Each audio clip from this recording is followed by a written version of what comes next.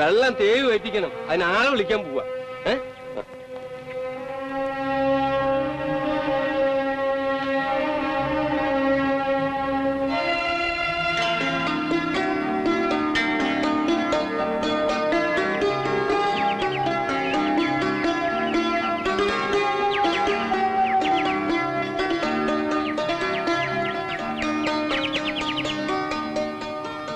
അങ്ങനെ മേരി വീണ്ടും വന്നു.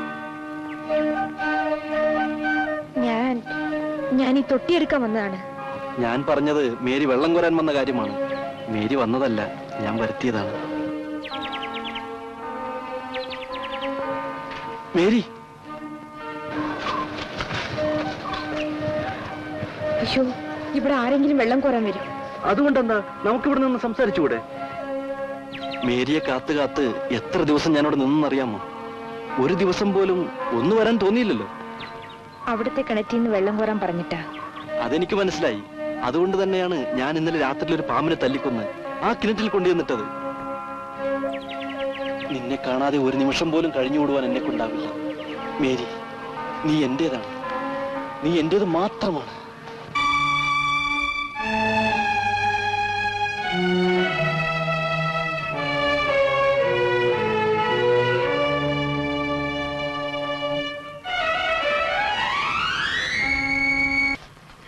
ഒന്ന് പതുക്കെ കേട്ടടി. അമ്മച്ചിയുടെ തല പുഴുത്തിരിക്കണം.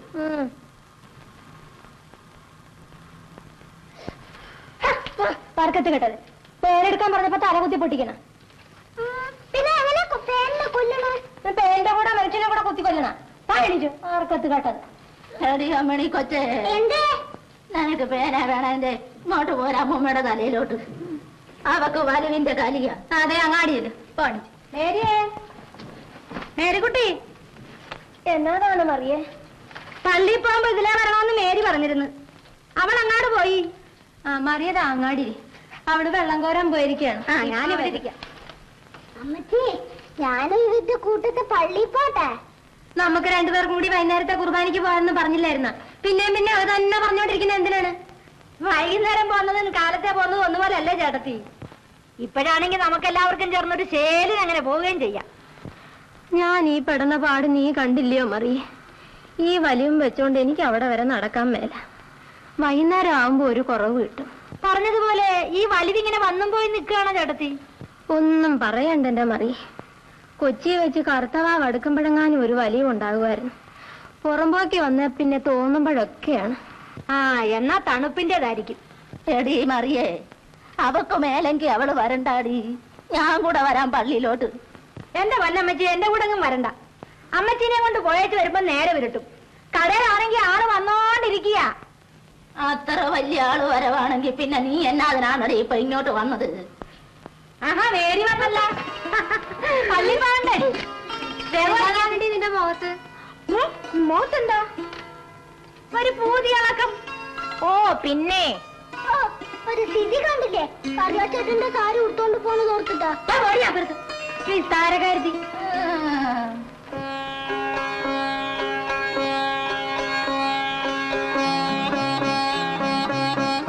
ഇതേപ്പറ്റി കറിയായ എന്നോടൊന്നും പറഞ്ഞിട്ടില്ല കേട്ടാ. ഞാൻ നോക്കിയിട്ട് കറിയായിക്കും മേരിക്കും നല്ല ചേർച്ച. എനിക്കത് നേരത്തെ തോന്നി മറി. ഞാനത് പെണ്ണിന്റെ അപ്പനോട് പറയുകയും ചെയ്തു. പറഞ്ഞ പക്ഷേ എങ്കിൽ പൂത്താടുത്ത് തോമാന്റെ മോളെ രണ്ടാം കെട്ടുകാരന് കൊടുക്കരുതെന്നാണ് അത് ഞാൻ പറയുന്നത്. എനിക്ക് പിന്നെ എന്നാ ചെയ്യാൻ നോക്കും? രണ്ടാം കെട്ടുകാരനാണെന്നും പറഞ്ഞു കാത്തു വെച്ചോടി. കൊടുക്കാൻ പെണ്ണ് നൂറാം കെട്ടുകാരന്റെ കൂടെ പൊക്കോളും. എനിക്കിത് കേട്ടിട്ട് എന്റെ ഇറച്ചി പറിച്ച് കയറുന്നു കേട്ടാ. എന്താ വേണ്ട, ഇറച്ചി പറപ്പിക്കാൻ പറ്റും വേണ്ട. അത് അവിടെ കിടന്ന് എന്തെങ്കിലും പറഞ്ഞോട്ടെ. നീ നമുക്ക് പോവാ. എന്താണ് ഇങ്ങനെ നോക്കുന്നേ? ഇതൊക്കെ നല്ലതുപോലെ ചേരുന്നുണ്ടല്ലേ ചേട്ടത്തി? നിങ്ങൾ പള്ളി പോകാൻ നോക്കി. ഈ ബ്ലൗസിന് വലിയ ഇറുക്കമാണല്ലേടി പെണ്ണെ? അതെ, ഇവിടെ കുറച്ച് ഇറുക്കവാ. ഇനി ഇറുക്കവും മുറുക്കമൊക്കെ കൂടിക്കൂടി വരികയേ ഉള്ളൂ അല്ലേ ചേട്ടത്തി? അത് വിധം പറയാൻ നിങ്ങൾ പള്ളി പോണെങ്കിൽ പോകാൻ നോക്കിനെ. പടി പെണ്ണെ,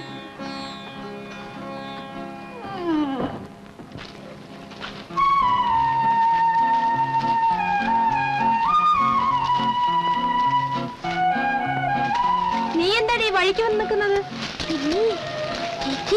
ഒരു എഴുത്ത. എഴുത്താ? ആര് തന്നു? കറിയാച്ചേട്ടൻ തന്നതാ.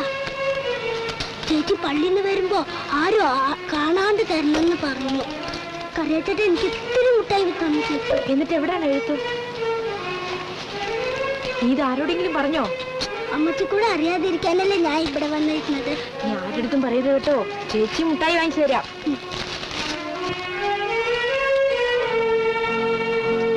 എന്റെ കരളിന്റെ കരളായ മേരിക്കുട്ടിക്ക് ഇങ്ങനെ എഴുതിയത് കൊണ്ട് എന്നോട് വിരോധം തോന്നരുത്. മേരിക്കുട്ടിനെ കണ്ടത് മുതൽ ഞാൻ എല്ലാം മറന്നിരിക്കുകയാണ്. കർത്താവാണ് മേരിക്കുട്ടിനെ എനിക്ക് കാണിച്ചു തന്നത്. ഞാൻ നാടൊരുപോലെ ലൂക്കാലിയും വിറ്റ് നടന്നവനാണ്. ഇപ്പോ എനിക്ക് ഇവിടുന്ന് പോകാൻ തോന്നുന്നില്ല. ഞാൻ ഉണ്ടാക്കിയ പൊന്നും രൂപയും എല്ലാം മേരിക്കുട്ടിക്കുള്ളതാണ്. മേരിക്കുട്ടി ഇല്ലാതെ എനിക്കിനി ജീവിക്കാൻ ഒക്കില്ല. എനിക്ക് മേരിക്കുട്ടിയോട് ഒത്തിരി കാര്യം പറയാനുണ്ട്.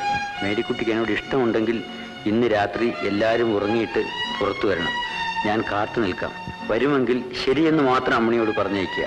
വന്നാലും വന്നില്ലെങ്കിലും ഞാൻ കാത്തു നിൽക്കും എന്ന് പാവപ്പെട്ടക്കറിയാം. എന്നതാണ് ചേച്ചി എഴുതിയിരിക്കുന്നത്? ചാരിമാലയും തന്ന കാര്യമൊക്കെ എഴുതിയിട്ടുണ്ടോ? എന്നോട് പറയില്ലേ? ഞാൻ ആരോടും പറയില്ലേ ചേച്ചി. ചേച്ചി പിന്നെ പറയാം. വാ മോളെ.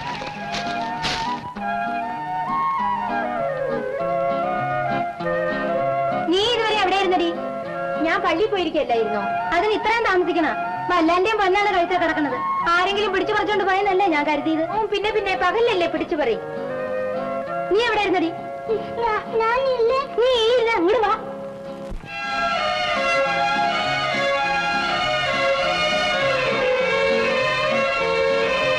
അമ്മണി, അമ്മണി.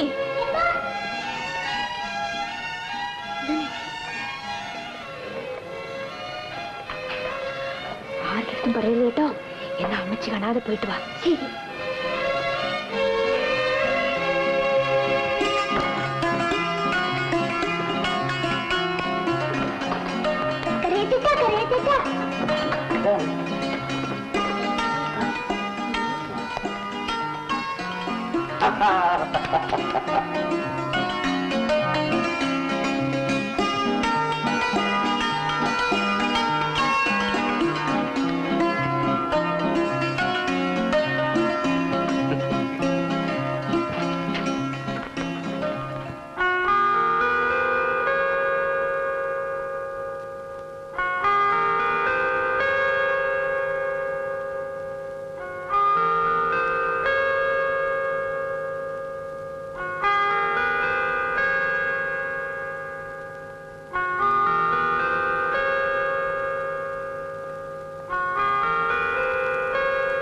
ഞാലിപ്പൂവൻ വാഴപ്പൂ പോലെ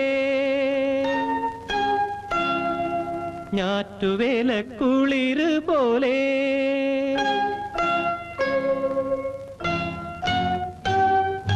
ഞാനിന്നൊരു നാടൻ പെണ്ണിൻ നാണം പൊത്തിയ ചിരി കണ്ടു.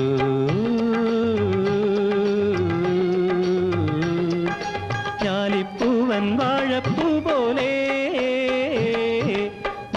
വേലക്കുളിരു പോലെ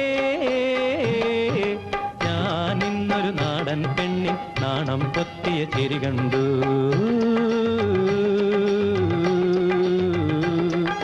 ഞാലിപ്പൂവൻ വാഴപ്പൂ പോലെ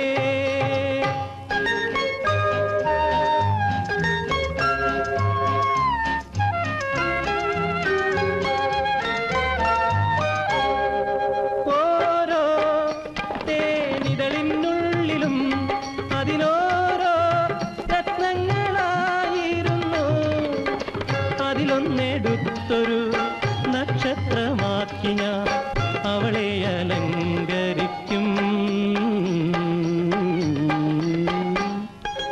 ഞാലിപ്പൂവൻ വാഴപ്പൂ പോലെ ഞാറ്റുവേല കുളിരു പോലെ ഞാനിന്നൊരു നാടൻ പെണ്ണിൻ നാണം പൊത്തിയ ചിരി കണ്ടു.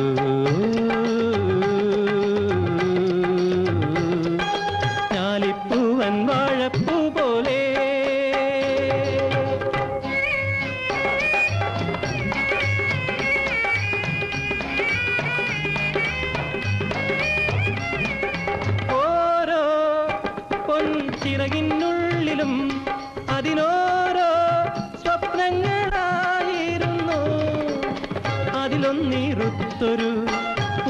പൂത്താലിയാക്കി ഞാൻ അവൾക്ക് തിരിച്ചു നൽകും. അതിലൊന്നിരുത്തൊരു പൂത്താലിയാക്കി ഞാൻ അവൾക്ക് തിരിച്ചു നൽകും. ഞാലിപ്പൂവൻ വാഴപ്പൂ പോലെ ഞാറ്റുവേല കുളിരുപോലെ ഞാൻ ഇന്നൊരു നാടൻ പെണ്ണിൽ നാണം പൊത്തിയ ചിരി കണ്ടു.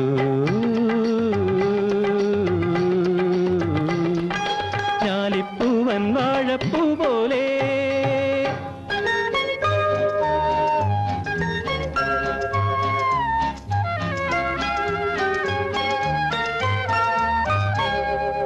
ഓരോ പൂങ്കുളിരിനുള്ളിലും അതിലോരോ ദാഹങ്ങളായിരുന്നു.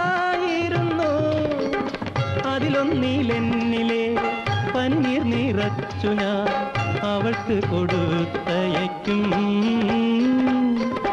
അതിലൊന്നിലെന്നിലെ പനിനീർ നിറച്ചു ഞാൻ അവൾക്ക് കൊടുത്തയക്കും. ഞാലിപ്പൂവൻ വാഴപ്പൂ പോലെ ഞാറ്റുവേല കുളിരുപോലെ ഞാൻ ഇന്നൊരു നാടൻ പെണ്ണിൽ നാണം പൊത്തിയ ചിരി കണ്ടു.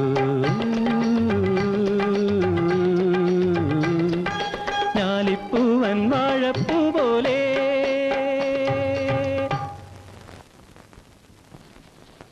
ചേച്ചി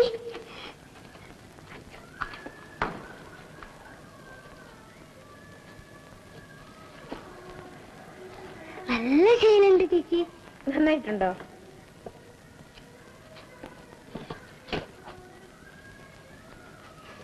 ഇതെന്താടി? എന്താണ് നല്ല മണം. ഇതെവിടുന്നാ? കറിയാച്ചേട്ടൻ തന്നതാ? അയ്യോ, അപ്പച്ചനും അമ്മച്ചും അറിയരുത് കേട്ടോ. എവിടെങ്കിലും ഒളിച്ചു വെച്ചോ, നിന്നെ കുന്നാളെയും. ഞാൻ ആരെയും കാണിക്കില്ലല്ലോ. മോളെ മേരി, എന്തോ ഇത് വരുന്ന അമ്മച്ചി. എന്താണ് അമ്മച്ചി?